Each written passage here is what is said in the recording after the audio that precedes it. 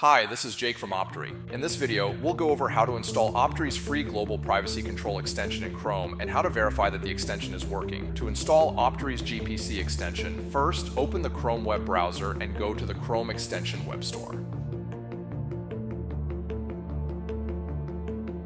Next, search for Optery Global Privacy Control and click to go to the extension page. Now let's add Optery's GPC extension to Chrome. Click Add to Chrome, then Add Extension.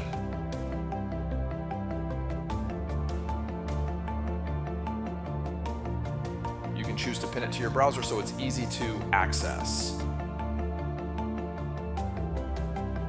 Next, click the shield to turn on protection. You can choose to refresh just the current tab or all tabs. Let's refresh all tabs. Great, now protection is on.